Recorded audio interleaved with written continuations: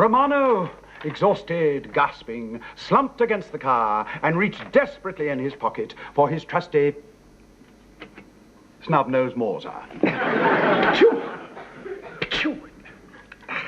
His trusty Valta PPK. His trusty his trusty Smith & Wesson. That's it, Smith & Wesson. You're not so brave now, Angelo, he yelled at his rival, with no one to egg you on. How would you like your brains scrambled? You're just plain chicken. He pulled the trigger and bumped him full of pullets. Yes,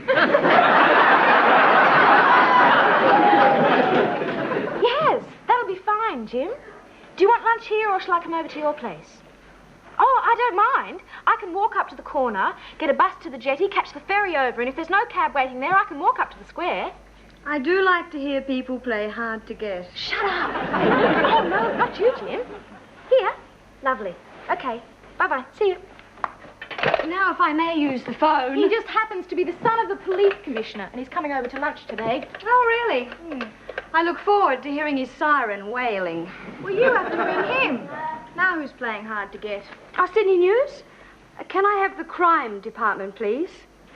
He's their top crime reporter. Oh, Mr. Blake, please. Not Sexton. No, but the first three letters apply. Just come over to lunch. Oh, Bill, it's Liz. At the window, gazing in incredulous horror at Romano and the body of Angelo at his feet, was Nanny Hardcastle. His blood pounded, his thoughts raced, and his brow dripped. How to explain the killing to his trusted old family servant, who for 25 years had imagined that he was a respectable banker? How to explain the kill? Nanny. Will someone answer that, please? I've got a bloody hand. All right. I'll get it, Nanny.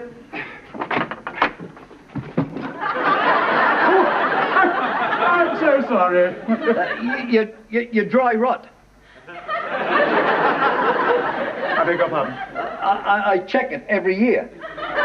For my brother, yes, of course, yes. I've already looked at the wall outside your study. Oh, really? You can put your hands down now, you know. Come through, come on. There we are. You're English. Yes, how did you guess? Back in England, people have to work with a gun at their elbow, do they? Oh, no. Well, not everyone, no. I'm a writer, you see. And people don't like your books. Detective stories. This gun is in the cause of accuracy. I'm a stickler for getting my facts right. Ah, yeah? Well, can I just have a look at your skirting? Oh, skirting board! I thought you were... And I was... Thank you. I said, talking of accuracy, how would you react to the discovery that someone you had known for 25 years was a murderer? I'd run like hell. No. No? No. You see, you're his nanny.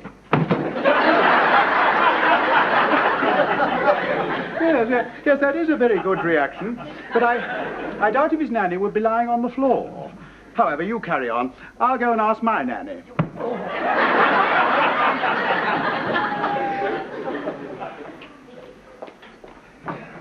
Ah, Nanny. Sukiyaki. Oh, bless you. Tell Mr. Patrick, sukiyaki for supper. Oh, splendid. Thin strips of meat with exotic eastern vegetables, bamboo shoots, yum shapes. Oh, gracious me, Nanny, you know, when you get back to England, you won't be able to look a cauliflower in the face. Nanny, dear, I have rather a delicate problem. I'll just put the kettle on. No. Now, listen to me. No, come here. Come through with me. Now, you sit down there. Now, Nanny, if I were to tell you that for 25 years I had been a member of the mafia, dealing in illegal smuggling, gambling and dope, and had personally been responsible for the death of at least 13 people, what would you say? I'll put the kettle on. Yeah, no. How would you react? Well, Mr. Patrick, I'd be disappointed in you. Disappointed? Only disappointed? Well, after all, that's no way for a man with responsibilities to behave. Now, look, Nanny, would you resign? Well, I don't know. You don't know smuggling, gambling, dope and murder? Yes, but after all, resignation is a very serious step. Well, personally, I think you should resign, Nanny. Mr. Patrick, before I do something I might later regret, who are these people you've killed? Not me, Nanny. Romano Valenti. And his nanny has just discovered his dreadful secret. Oh, I see. Yeah. For a moment I thought... So I want you to help me by writing a letter of resignation, written in tears of hurt and bewilderment. You see, you've known this man for 25 years. Oh, well, in that case, I'll resign straight away. Thank you. And I'll leave you to your hokey-pokey. Sukiyaki. Oh, yeah. I beg your pardon. All right, I'll get it. That might be for me. For me. Hello?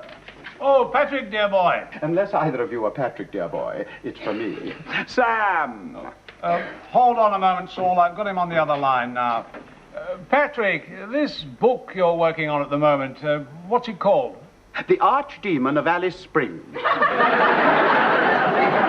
Oh, is it? Well, I may have some exciting news for you. Could you bring over just as much as you've done so far? Well, of course I could, Sam. I'll be over as quick as I can. See you then. Bye-bye. My Australian publisher thinks he might have some exciting news for me. Sorry it wasn't for you two. Well, that's okay. I spoke to Bill 5 minutes ago. And I spoke to Jim. 5 whole minutes. How do you survive? We met them both at that talk you gave on crime writing. Oh. They're coming over to lunch today. Ah, I'm glad your old uncle does have his uses, then. You see, I've always told you crime can pay. Ah! Oh. Look, I don't know how long you'll be lying around, but I've got to go out for a bit. Well, I'll be in and out if it's all right with you. Oh, yes, that's fine. I'm getting dry rot Oh, I am sorry. on my instrument. Oh, I see. Yeah? Caught in time. Oh, well, that's better than being caught short. I should be writing comedy.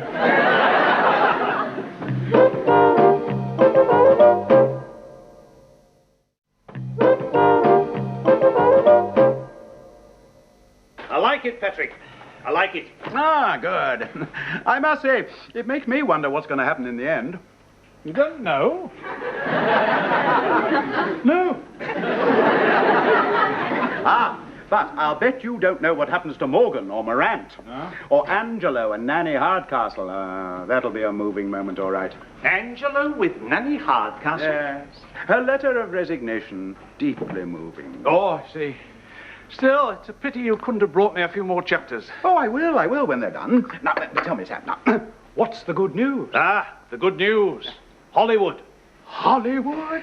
Global Studios want first option on the film rights. No. They would have done your last book if it hadn't necessitated Concorde landing on Ayers Rock. I still think it was possible. But this is a sure winner for a film, Sam. Why, I can see the cream of American actors falling over themselves to play these parts. Yes, but we have a Now, problem. Marlon Brando would be perfection as Romano, so sexy, so vital. Why, it'll make the last tango in Paris look like the first waltz in Wagga Wagga. We have a And problem. then there's Nanny Hardcastle, Now, Betty Davis and Katharine Hepburn, they'll be fighting it out in public. I'm sure they will, Then, of course, Patrick, there's the but- characters of Morgan and Morant. You know, I based one of them on me. If I'm not personally available, may I put forward the name of Robert Redford? Patrick, the point is, I thought you were a little further forward in the novel. Oh, but I am. But you've only brought me 6 chapters. Oh, but chapter 7 is all but finished. You see, that's the moving moment. Now, Nanny Hardcastle. Saul Abelson's in Australia. But Nanny Hardcastle is at the window. Saul Abelson? The Saul with the... Very sane. And I'm going to see him before lunch. Now, that 7th chapter just might help me clinch the deal. And the other 7 chapters will be in exactly the same vein. Oh. Hello, Bill. No, I'm sorry, darling. It's your Uncle Patrick. Shortly, perhaps, to become Robert Redford. Robert Redford. Yes, yes. Look, darling, on my desk is Chapter 7 of The Archdemon of Alice Springs. Now, it's not complete yet because we're still waiting for Betty Davis's big moment. Betty Davis? Or Catherine Hepburn. Catherine Hepburn? Yes. But the whole thing is that my publisher wants as much as that 7th chapter. So would you or Sue be an absolute darling and bring it over here post-haste? Even hastier, if you can. You see, he's seeing an American film producer with a fat cigar and an even fatter checkbook. You know his address, don't you? All right, you are. And good luck, Uncle. It all sounds very exciting. Oh, it is. Very exciting. Untold thousands at stake. I might even buy you both a banana split. Big deal. He wants Chapter 7 of his book. They might be making it into a film. Guess it had to be something big. This'll be it. Oh, Sue! My God, I might have drowned Betty Davis. Well, I can make out the odd word. We could type it again. Yes. Right. What's your typing like? Not too good, but it's easier to understand than the Black Sea. What page? 112. 112? This was modern gang warfare, on a par with the ancient history of Boot Hill and the OK Corral. Okay. Somebody squinted down the something of the what's-it. What? Well, these are the two gang leaders, Morgan and Morant. So who's squinting down the something of the what's it? I can't see. Morgan, I think. Yes, Morgan. Down the barrel of the gun. An ear-spitting crack, something around the doodah. Echo down the patio. Morgan staggered back. Or is it Morant? Make up your mind. Do you think it makes much difference? Well, it does to Morant. It's Morgan, definitely Morgan. Yep. Morant definitely shoots Morgan. Right. Well, well, well. You following in your uncle's footsteps? Yes, Nanny. We're getting in a bit of a mess. Oh, dear. Well, I've got to pop into the city. Is there anything I can get for you while I'm out? Well, if you could hang on for a few minutes, Nan. Perhaps you take this chapter to Uncle Patrick at his publisher's office. Of course, dear. He needs it urgently, and Bill and Jim are calling round soon. His publishers. How exciting. I've always wanted to hear the pounding of the presses and smell the printer's ink. Just gonna get my ready. Come on, hurry up.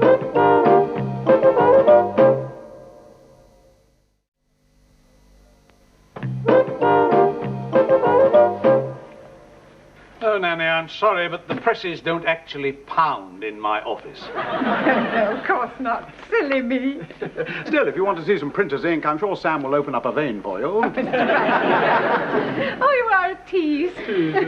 Well, I must go get on with my shopping. Yes, I'm looking forward to your hanky-panky. Sukiyaki. Oh, Now, that reminds me, I think I wandered off with your steak knife this morning. Not the sort of thing to leave lying around when you've got representatives of law and order coming to lunch.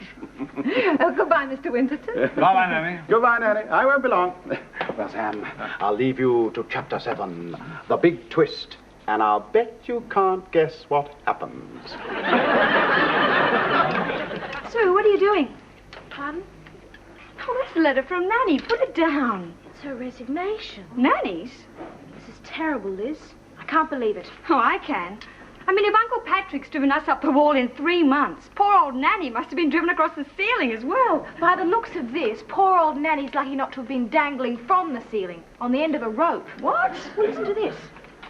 Dear Mr. Patrick, in view of your terrifying revelations, I must ask you to accept my resignation. The dreadful secret about your criminal past is safe with me, but I shall bear the horror of your confessions to the grave. Drugs, smuggling, theft, and even murder. How can you live with so much blood and suffering on your hands? Yours tearfully, Nanny. Drugs and smuggling? Theft. Murder? And you've been sleeping in the next room to him. Well, shouldn't we tell the police? Yes. Oh, wait, Sue. If we do tell them, what happens if it's a mistake? After this letter? Or perhaps Nanny's made a mistake. Terrifying revelations. But he's been writing ever since he got here. He hasn't had time to bump anyone off. No. And if we do tell the police, they'd want facts, evidence. His study. What? Well, if there's any facts or evidence, that's where they'll be. Sue?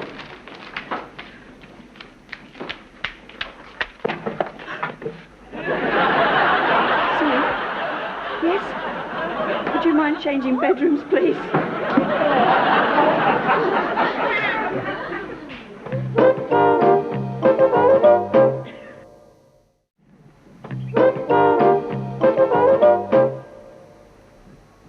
But if we don't go to the police, you know what we are, don't you? Facts before the accessory. Accessories after the fact. You don't quibble. Leave that to our defence counsel. I mean, I just can't believe it. And what about Dad? The disgrace. Well, I think it's better if we keep Mum. Keep Mum? Well, not say anything. Pretend nothing's happened. I see. Keep Mum and save Dad. Yes. What now? Well, there's a body in the study and a detective and a crime reporter coming to lunch. We must put them off. Come on.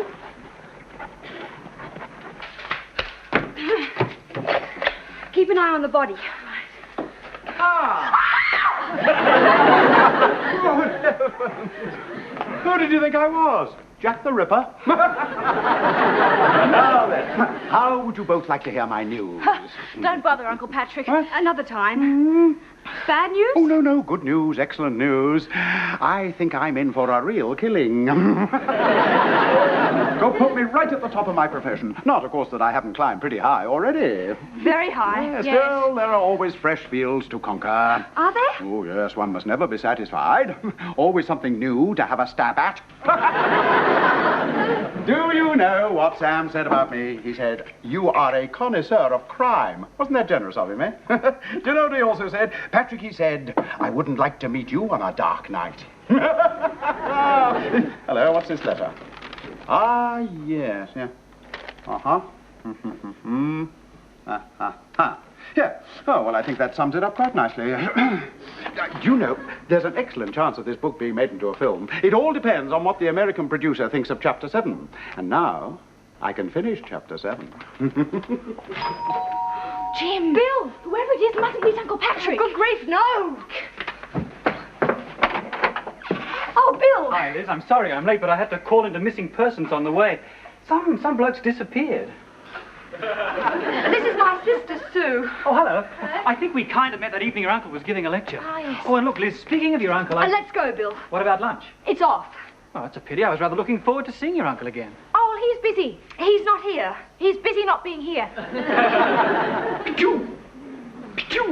Well, what's that? It's a parrot. Yes, it's learning how to say peculiar. Oh, that's queer. No, peculiar. Come on, Bill. Hello, girls. Hello, Bill. Good day, Jim. Didn't I see you living missing persons? Yes, that dope smuggler who's disappeared. I think it's the tip of the iceberg. Oh, my father's words exactly. You know, I think we're really on the brink of uncovering something rather big. Shall we go? Oh, come on, Bill. Yes, well, what about... Oh, dear. You weren't supposed to see this. Jim and Bill, isn't it? Yes, we went the other night, sir. That's right. Fascinating lecture, sir. Thank you so much. So I was wondering, could we see your place of work? Would it be possible? My den of vice, of course it would. Would you mind holding on to the murder weapon? There we are. The headquarters of horror. Unloaded, of course, but still, you know, I'm a stickler for details. I'm awfully sorry about the mess in here. I've had the man from the dry rot in here. Excuse me one moment. How are you getting along? I won't go long now. Look out for that! Oh! Bad luck. He's always hitting his head, you know, strange fella. I'm back. Ah, Nanny! Thank you. Nanny, this is Jim and Bill, How do you do, hello? who were kind enough not to yawn too often during my lecture. Nanny. How do you do? And thank you, Nanny. Thank you very much for your letter of resignation. Well, of course, she hasn't really resigned. No, she's just helping me with the character in my book, which I am happy to say may well be turned into a film. Well done, sir. Thank you. Oh, that reminds me. I bumped into Mr. Winterton again, and he's delighted with the twist in Chapter 7, and he'd be anxious to hear Mr. Abelson's reaction, The twist, yes. where Morant shoots Morgan. No, Morgan shoots Morant. You mean Morant gets shot? Yes. Not Morgan. No. Morgan's alive? Yes. And not Morant. No. Well, what's all this about, girl? Oh, nothing. No, nothing. No, we just wondered. What happened? In Chapter 7? Oh, well, it's very flattering to have such an interest taken. Now, look, fellas, why don't you sit down? Let's all have a drink. Nanny, make some lemonade. This calls for a celebration, doesn't it? Now then, Morgan and Morant. You see, after killing Morant, Morgan has to lie low for a little while. So, she joins a convent. She? Mary Morgan. Mary Morgan's a girl. Well, you don't meet many men called Mary.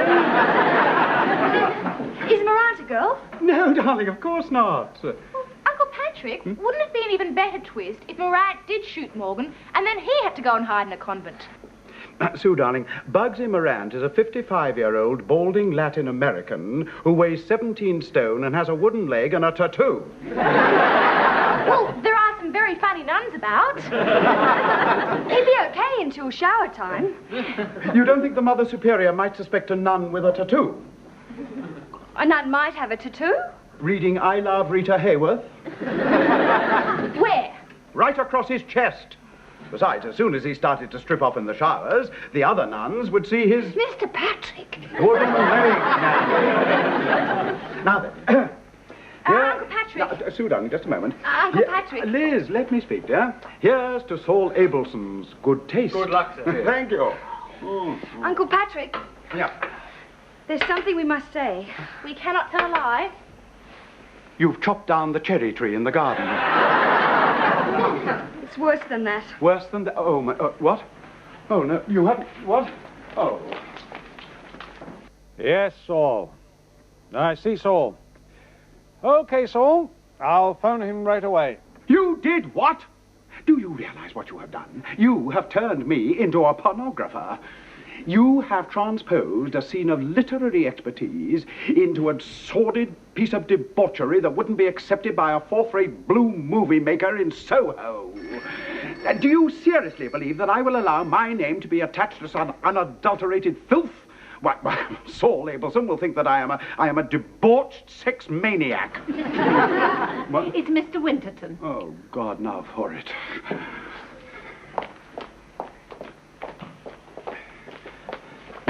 Sam.